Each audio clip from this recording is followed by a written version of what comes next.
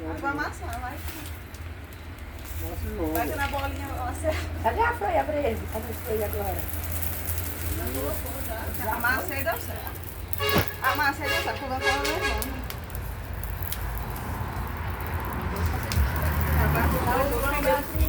Abraço João, ele abraçou Jesus, nada pra o Rio Jordão.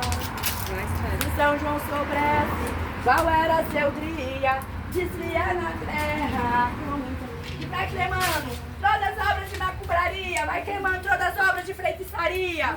Na fogueira de São João Bratriz Celé Xangrou, que Xangrou vai queimando todo o mal. Toda injustiça.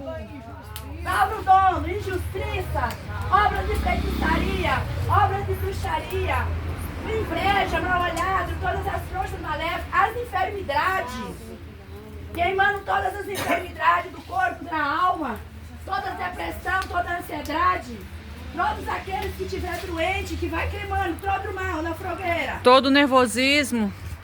que vai queimando tudo, todo esquecimento. E hoje em dia virou uma coisa que o povo hoje tudo é esquecido. Toda hora esquece as coisas. Vai queimando tudo. Padre nosso que está no céu, Santificado seja o teu nome.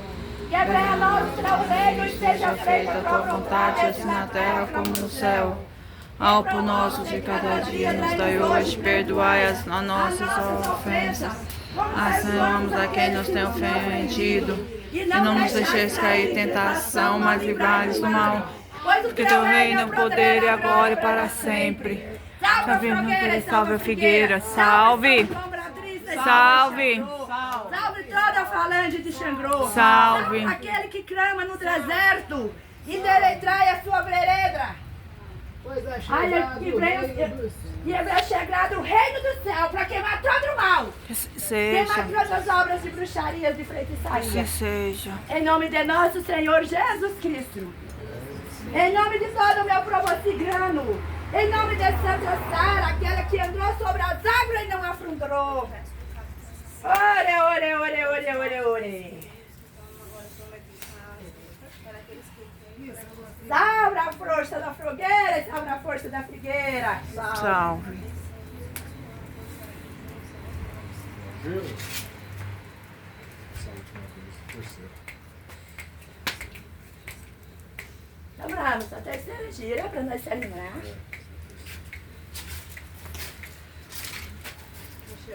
Vamos girando em cima de uma fogueira.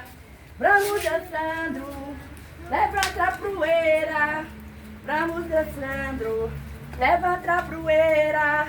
Salve a fogueira, salve a frigueira. Vai cremando todo o mal, tirando e jogando nas capreiras. Assim seja. Que a força da mamãe Geli. E Santa Sara Cralha abençoe e proteja a todos vocês. Amém.